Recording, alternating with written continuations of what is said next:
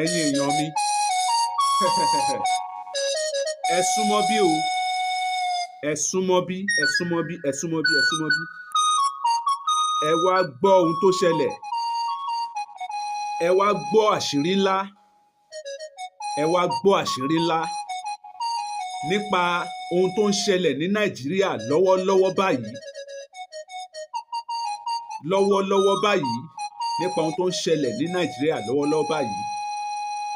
Bẹ́ẹ̀ ni, èní lọ́jọ́ 10 oṣù kọkànlá ọdún 2025.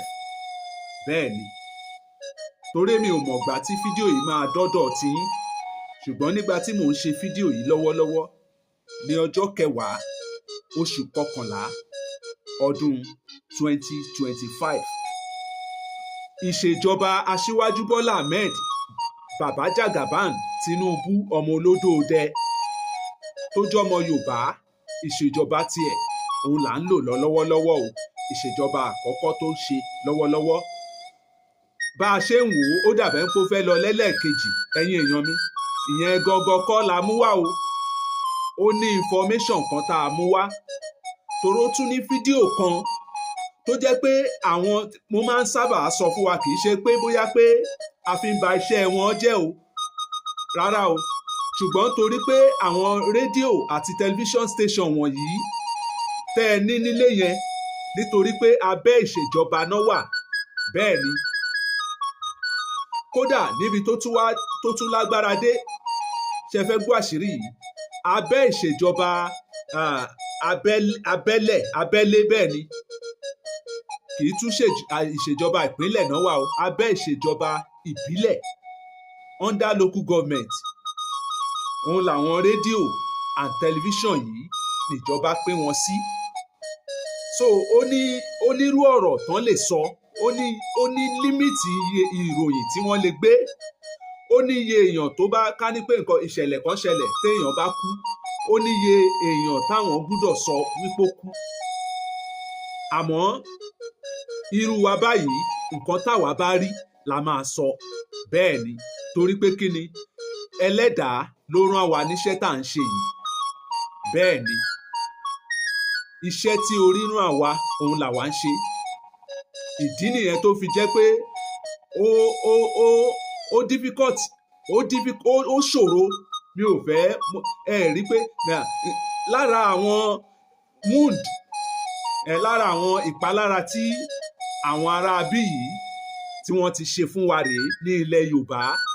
Nígbà tọ́mọ Yorùbá bá ń sọ Yorùbá tó jẹ́ pé èdè òyìnbó ó ń wọnú ẹ̀, bá a ṣe sẹ́pa fẹ́ gbìyànjú tó pé a fẹ́ kí èdè òyìnbó kó mú lẹ́nu wa, a fẹ́ kó jẹ́ pé Yorùbá, tó ra fẹ́ máa gbé Yorùbá wa lárugẹ.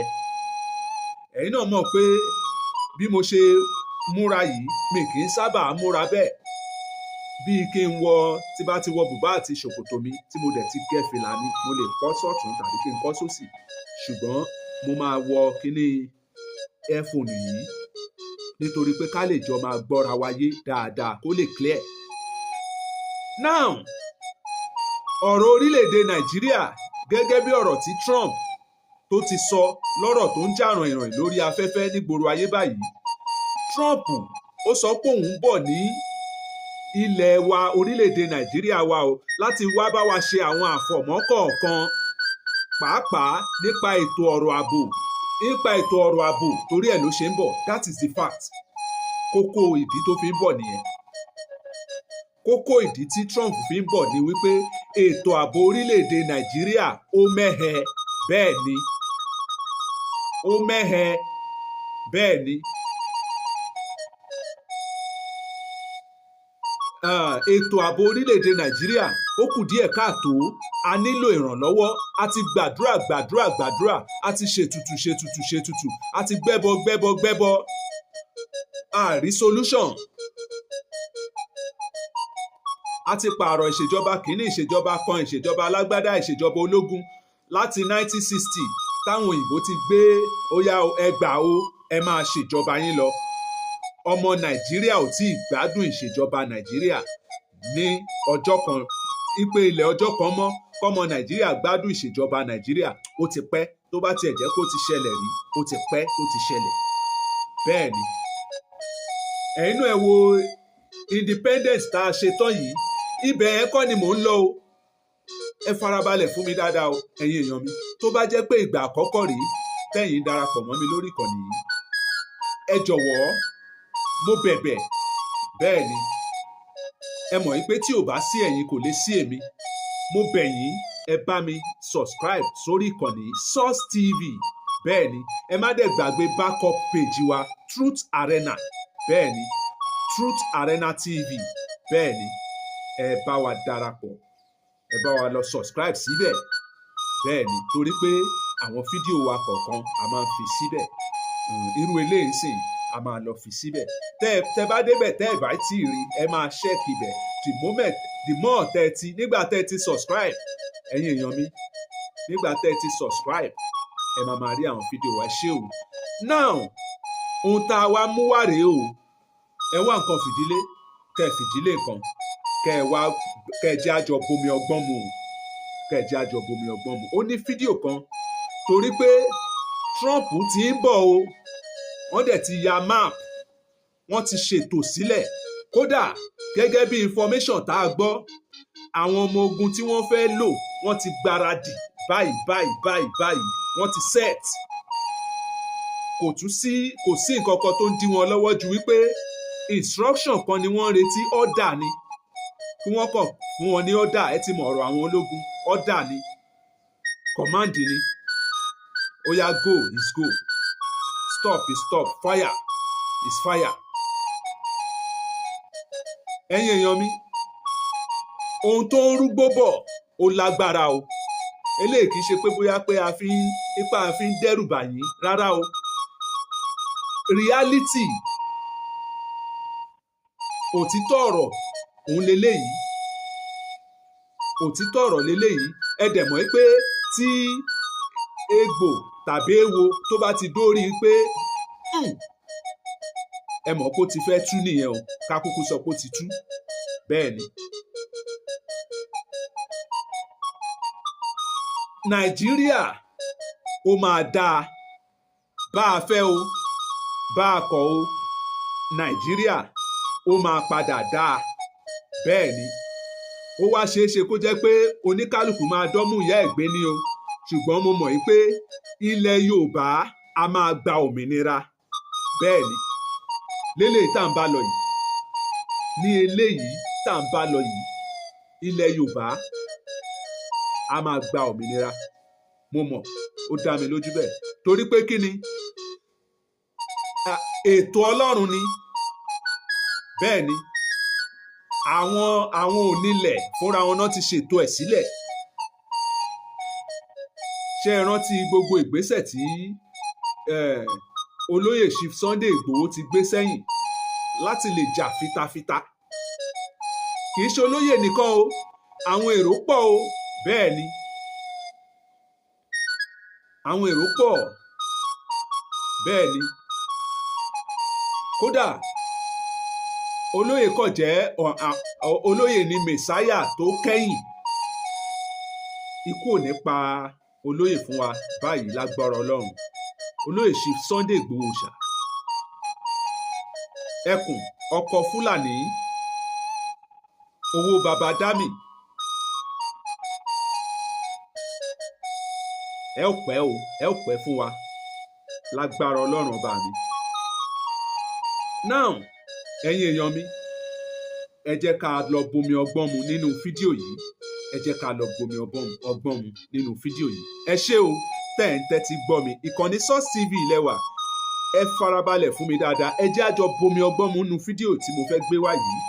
Gbogbo b'Amẹ́ríkà ṣe plan, gbogbo bó ṣe máa gbé ìgbésẹ̀, gbogbo ibi tó máa gbà, gbogbo ojú òpó tó máa tọ̀, gbogbo ẹ̀ la máa rí inú fídíò yìí.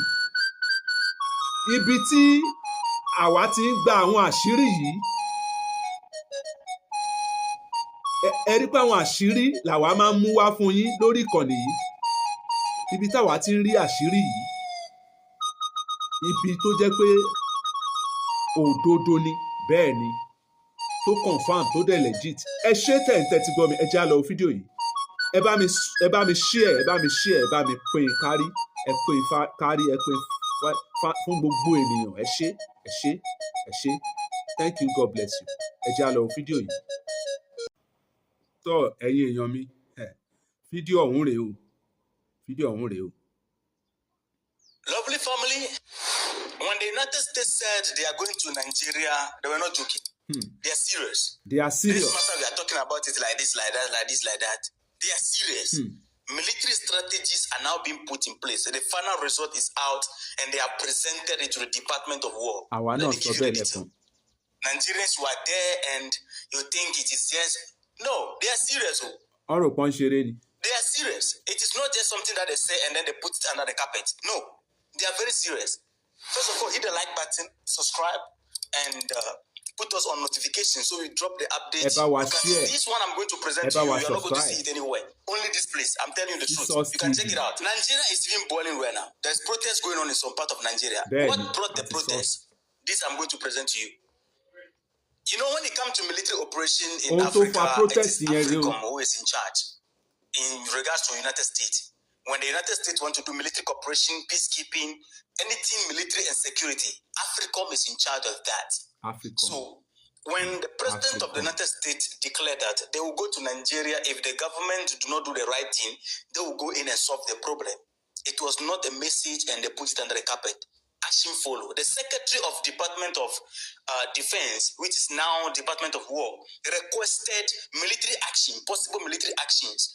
According to New York Times, AFRICOM, who is in charge of military operation in Africa, security operation and peacekeeping in Africa, AFRICOM has submitted their final military report to the Department of War. That is according to New York Times. I'm not just saying it out. They submitted multiple strategies, and these strategies are divided into three categories: heavy military operation, medium military operation, and light military operation. This is what it means. Under the heavy military operation, let me show you. This is it. So some visual here that you can see and understand, have a clue of it, and I'll list the possible plans and strategies that they have. So let me list them to you. And the heavy option is the first option, and it is called heavy option for a reason. And I will tell you the reason why they label this one as a heavy option. Under this option, this military option or this military strategic option, the US would deploy a full aircraft carrier group to the Gulf of Guinea near Nigeria. What does that mean? This is just the visual here. Let me show you on the map what is going to happen. Yeah, so you have Nigeria there. Stay with me. Good. So you have Nigeria here, and you have Gulf of Guinea here. So this is Gulf of Guinea right here, and you have Nigeria here. All right, Lagos is somewhere here. Now the United States need to move closer in the Gulf of Guinea. Their aircraft carrier need to move closer to Nigeria here. So they are going to be here, somewhere here. Closer to Nigeria with all the fighter jet and aircraft carrier only carry the aircraft because when... Ẹ̀yin èèyàn mi, lára information tá a sọ ni òun ni ọ̀rẹ́ mi yìí, bẹ́ẹ̀ ni, òun lọ̀rẹ́ mi yìí òun ló ti ń bá wa tú pẹrẹpẹrẹ bó ṣe fẹ́ ṣẹlẹ̀ gangan tí mò ń sọ fún wa lẹ́ẹ̀kan òun. T'Amẹ́ríkà bá ti sọ̀rọ̀, asọ̀rọ̀ṣẹ ni wọ́n o. Ọ̀nà tí wọ́n lè gbà àti pé ọ̀nà tán fẹ́ gbà òun rèé o. Ṣé ti rí? Mo sọ lẹ́ẹ̀kan nínú fídíò wa lẹ́ẹ̀kan, ẹ̀yin náà lè padà lọ wò ó, wípé wọ́n lè gbójú òfurufú wá, wọ́n lè gbanú omi, bẹ́ẹ̀ náà dẹ̀ lè gborí ilẹ̀ o. Kò síbi t'Amẹ́ríkà ò lè gbà yọ sí wa o. Technology wà o. Kò ní bàjẹ́, ẹ jẹ́ á tẹ̀síwájú. Brọ́dà mi, ẹ gbóhùn sókè, gbogbo ọmọ Nàìjíríà ń gbọ́ yín, ẹ gbóhùn sókè. You are going to do military operation with the aircraft. When they go on the field and they return, they need to come and rest the carrier. So the carrier is coming to be somewhere here, and they will load the fighter jet and whatever the aircraft are going to be on it. That's number one. Good. So the next thing they are going to do is when they finally succeeded, that is the visual here. You see, the aircraft carrier is going to be in the Gulf here, near the coast of Nigeria. Then the next thing they will do is to launch airstrike with fighter jets or long-range bombers against targets in northern Nigeria. They will fly from here and operate in the air like that on targets that are disturbing the life of civilians. The target is against the violent extremists. It's not against civilians. According to the United States, they want to go and help civilians. So this is how they are going to help the civilians. So what you see here is kind of like, the visual of what you are going to have on the ground. This option is called heavy option because it is considered the most aggressive approach of the United States to deal with terrorists. So you have idea, right? The second option is the medium option. Under the medium option, the United States will use the U.S. Predator. They are still going to be in the Gulf of Guinea. With the aircraft are still going to be there. The United States will use the Predator or the Reaper drones. These Predator and Reaper drones are going to move from here on the Gulf of Guinea. What are they going to do? To strike militant camps, bases, and convoys. So they will map the militant camps, bases, and convoy and fly from here. And this is just a visual of how they are going to set up their information room screen. They are going to see everything on the screen. The drones are going to be in the air and with the cameras, and they will map up the territories and then Under this option, the U.S. intelligence team would track targets to ensure that they have a precise attack. So if you say you are going to track targets, you are going to use the drones, to track them and map them.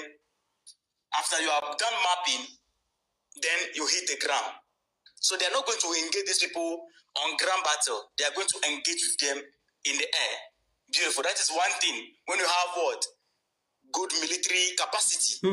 Nigeria should be doing this. But whereas with their 2x4, this thing that they can't even handle small bandits. This is the medium option. It is a little bit lower. Under the first one, the possibility of hitting other things alongside is very high. Under this one, the possibility of hitting other things is very high. So anyway, now the last option that they provided is the light option. Under this option, the United States will work with the Nigerian troops instead of leading the mission. The first two that are presented, the heavy and the medium, the United States will lead the mission themselves without involving the Nigerian army. They will map and then strike their own targets. Under this light option, which is one of the options that they have been using in Mali, Niger, Burkina Faso, providing assistance, and nothing was happening. By the way, these are some of the options that is all available. Providing assistance. At the end of the day, assistance is not providing. The problem is not being solved. By the way, the U.S. Army is going to provide support to fight these Boko people and other extremist groups attacking communities in the north. These people who are attacking the community in the north, they will work with the soldiers and operate. These are the three options that AFRICOM has submitted to the Department of War. So currently, the other thing that is not clear is that it is not clear whether they have settled on any of these options. Option 1, heavy 2, option, medium option, and 3. light option. They are not settled. It is not settled. It is not in the new that they have settled because they need to settle on one. They can't use all. They need to settle on only one to operate. So the one that they will agree on, if it is a light one, they use a light one.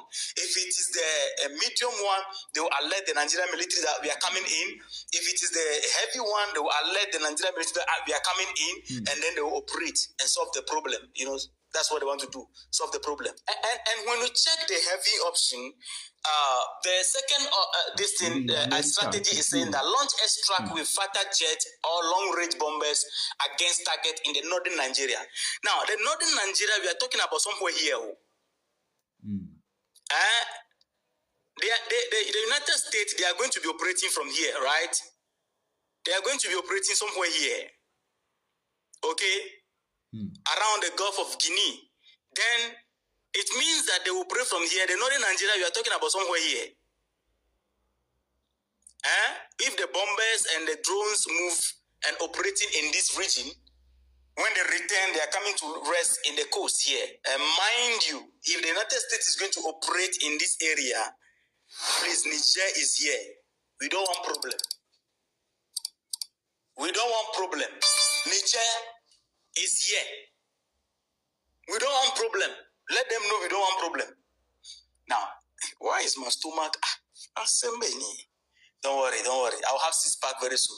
I'm doing exercise. I'll have 6-pack very soon. It looks like some of us, this one doesn't, it's not even up to 2-pack, but don't worry. Please like the video and subscribe. Don't worry. Don't mind my stomach. Beautiful. So after this update came out and the Nigerians realized that it is not just a talk. These people are serious. Something is happening in Nigeria. Follow me, let me show you. So after these reports have been submitted to the Department of War, there are concern and challenge around the report, how they should carry out the operation. Nigerians also flame up. A whole lot of things are happening there, but let's first of all address the concerns and the challenges regarding this particular report and this particular military plan. The concern is that the U.S., after reviewing the plan, the officials, they are worried that the intervention could be complicated because the conflict in Nigeria and the greater Sahel region, sometimes most of them are deeply connected to this ethnic, language, and religious tensions. That is according to what they are saying. So it makes it difficult for outsiders to actually intervene, even with all the plan in place. This makes it difficult for outsiders to intervene without actually making the situation worse. They admitted this. So these are the challenges surrounding the situation. And when you look at the history of how the United States has helped people, the United States, we are here to find out which country they went in to help people. And at the end of the day, the situation is not worse. You know, when we talk about Iraq, Libya, Afghanistan, Syria, each time the story actually starts with this. We want protection, we are going to protect, and then at the end of the day, it ends the other way. It ends the opposite. Ẹ̀yin èèyàn mi, fún ìdí kan tàbí ìdí míì, ẹ jẹ́ kí n sọ̀rọ̀ ráńpẹ́ kan níbi tí brother wa yìí tó sọ̀rọ̀ dé yìí. Now, ṣebí àwa náà ti rí gbogbo bí United States of America ọ̀nà tí wọ́n fẹ́ gbà fi mú wa mọ́lẹ̀ ní orílẹ̀-èdè yìí, ṣé kinní fi mú wa mọ́lẹ̀, oore náà fẹ́ ṣe wá, kì í ṣe pọ́n fẹ́ fi mú wa mọ́lẹ̀, àmọ́ ọ̀nà tí wọ́n fẹ́ gbà fi bá wa yanjú agbésùmọ̀mí, òun ni a ti wò tán yẹn o. Ó tilẹ̀ jẹ́ pé brother wa yìí sì máa tẹ̀síwájú ká gbọ́ kán lè bá wa round up, káwa náà lè fèsì sí gbogbo bó ṣe ń lọ lórílẹ̀‐èdè Nàìjíríà. Òun la ní ká mú wá sí etí ìgbọ́yín, òun la ní ká mú wá o. Ẹ̀yin náà kú ti fojú ara yín rí gbogbo ọ̀nà táwọn United States of America, ẹ wo bí wọ́n ṣe set gbogbo ẹ̀, heavy duty kínní, wọ́n lè lò ó gẹ́gẹ́ bí brother wa ṣe ṣàlàyé, medium weight àti èyí tó kéré jù. Ìpele tó kéré jù yẹn, òun ni tèyí tó jẹ́ pé àwọn ọmọ ológun ilẹ̀ Amẹ́ríkà wọ́n á wọlé wá sínú Nàìjíríà, wọ́n á wá support àwọn ọmọ ológun ìlú Nàìjíríà. Kò wá ní jẹ́ pé àwọn ọmọ ológun ilẹ̀ Amẹ́ríkà ló máa ṣapàṣẹ. Ibi tí wọ́n bá ní kí ibi tó bá ní kí ewé agbéjẹ́ wọn tó bá ní kán so gbéjẹ́ mọ́wọ́ sí, ibẹ̀ náà máa dúró sí. Ibi tó bá ní kán má gbé wọn ní gbébẹ̀, ibi tó bá ní kán má dé wọn ní débẹ̀. Bẹ́ẹ̀ ni. Now, ẹ̀yin wá wò ó, títí àkọ́kọ́ yẹn, ṣé yẹn ló lẹ fọwọ́ sí ni àbí tààrin àbí títìsàlẹ̀ mo sọ tán yìí. Títí tí àkọ́kọ́, ìyẹn ni títí kán mú níbi ńlá, tán máa lọ gbé plane wọn àti drone àti trooper àti shopper. Bẹ́ẹ̀ ni, àti gbogbo ìbọn wọn. Ìbọn Amẹ́ríkà ti kúrò ní AK-47, AK-49 o. nínú fídíò wa tá a ṣó lẹ́ẹ̀kan yẹn ṣe bẹ́ẹ̀ ṣáàrí ìbọn tó fi ń prepare ṣe bẹ́ẹ̀ rí ohun èlò ìjà ogun tó fi ń prepare. ṣé Nàìjíríà ní ìjà ogun bẹ́ẹ̀ yẹn? kì í ṣe pé bóyá Amẹ́ríkà fẹ́ bá wa jà o, torí àwọn tí wọ́n ń protest ní north ẹ rí pé àwọn guys yẹn wọ́n behave bíi mi ò fẹ́ bú wọn ni o, wọ́n behave bí ìgbà pé illiterate ni wọ́n. ẹ dẹ̀ mọ̀ pé nǹkan téèyàn ò bá mọ̀ ó ṣàgbà ẹni o, ohun tó ń ṣe wọ́n bẹ̀ yẹn nìyẹn, àti pé ìwà tiwọn nìyẹn. inú wọn ń dùn bó ṣe ń pa àwọn èèyàn wọn níbẹ̀. ìlú bámúbámú ni mo yó, mi ò mọ̀ pé bí ń pọ ọmọ ẹnì kankan, òun làwọn olówó tí wọ́n máa ń lù ń bẹ̀, bó tilẹ̀ jẹ́ pé wọ́n máa ń padà ṣe àwọn ọmọ wọn láàánú o, ṣùgbọ́n àánú wá gbà kàrà wá gba dùndú, àánú sẹ̀mó àti kùnnú àti túó, bẹ́ẹ̀ ni, àti wáńché àti kánmu tíì nírọ̀lẹ́ ìrọ̀lẹ́. àánú yẹn làwọn olówó tí wọ́n máa ń ṣe wọ́n. wọn kì í ṣe wọ́n ní àánú tó nítumọ̀, wọn kì í bá wọn wáṣẹ́ tán dẹ̀ tún fún ní tíì lọ́wọ́ ìrọ̀lẹ́ yẹn bá dẹ̀ máa fi dàgbà tó stage kan, wọ́n á kó bọn lé wọn lọ́wọ́, kán bẹ̀rẹ̀ iṣẹ́ àtìláwí, iṣẹ́ bandit. ìdí nìyẹn tó fi rampart lọ́hùn-ún. ibẹ̀ náà ni Boko Haram ti ṣẹ̀ wá. tán ní pé ìtumọ̀ Boko Haram, wọ́n ní pé Western education is haram, book is haram, haram èèwọ̀, book èèwọ̀, èèwọ̀ ni ká kàwé, àfi káwọn ka kéwú, kí wọ́n ka kéwú, kéwú làwọn kà. ìdí nìyẹn tó fi jẹ́ pé gbogbo ohun tó ń wù níwà yẹn, gbogbo ẹ̀ ló wà nínú Quran.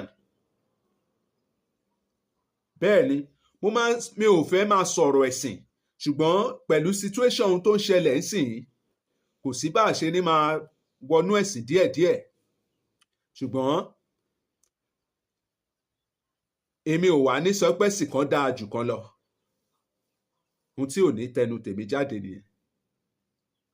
now gẹ́gẹ́ bí investigation tá a ṣe wípé Amẹ́ríkà bá a fẹ́ bá a kọ wọ́n ń bọ̀ lórílẹ̀‐èdè Nàìjíríà, ọ̀nà mẹ́ta tí wọ́n fẹ́ gbà òun ni a ti yànnàná fún wa lórí ètò yìí.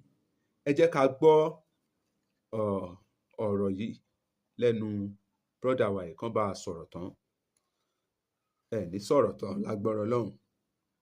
ẹ̀gbọ́n sókè o. Opposite way. Now, Nigerians are protesting in the north, protesting against Trump that he should not come there. That is the northern Nigeria. The Muslims are protesting in the north that no, you can't come there. We like it like this. We prefer to be here like this. Don't come. And some of them are even warning Donald Trump that he should not interfere. That is the video on your screen. You see them protesting and then they are doing all kinds of things. This protest started when they realized that Donald Trump is serious with the situation. It's not just a talk. And it is a disgrace that it will take the Western or outsiders to talk about the security situation in Nigeria before politicians will begin to talk about what they should do, what they should not do. Before the politicians in Nigeria will begin to take the matter serious. It is a disgrace. And the fact that even the Nigerian government is admitting that, oh, it is not only the Christians, the Muslims are also dying, is a disgrace. You're supposed to protect the people in the country. You are supposed to protect the civilians. No lives should be lost without justice being served. People are dying anyhow. And when the United States say, oh, only Christians are dying, you come out and say, oh, it's not only Christians, so Muslims are also. You are proud. That, oh, everybody is dying. You are proud. Nigerian government, this is a disgrace to your image. Global shame on you. That we are admitting that, oh, everybody is dying in our country. Who will come there to invest in your country? When you want to talk about the issue of Nigeria and the things politicians are saying, the outsiders are saying, and people who are in the... I mean, your head will be aching you. Your head will be aching you. Like you will be having headache trying to understand the situation in Nigeria. And I tell you, the army of Nigeria, every army, their duty is to protect the civilians. If you see a threat, you take it out. That is what Mali is doing. That is what Burkina Faso is doing. That is what Niger is doing. That is what Nigeria needs to do, not to sign agreement and negotiate with these people. You can't sit at one table with people who are taking the life of the civilians. ẹ fẹ́ máa bá wọn You deal with them. agbésùmọ̀mí. Nigeria is in a very big hot soup. ẹ fẹ́ máa bá wọn sọ̀rọ̀. ẹ̀yin èèyàn mi, fídíò ọ̀hún lẹ ti rí yẹn o. nígbà tí à ń sọ fún wa wípé Trump ń bọ̀ o, àwọn èèyàn wa wọn ò gbàgbọ́. òun làwa náà ti fi etí ra wa gbọ́ o. òun láti fi etí ra wa gbọ́ yẹn. òun láti fi etí ra wa gbọ́ tàdẹ̀ tún ti fojú ra wa rí yẹn o. bá a fẹ́ bá a kọ̀, Amẹ́ríkà máa wọlé wá.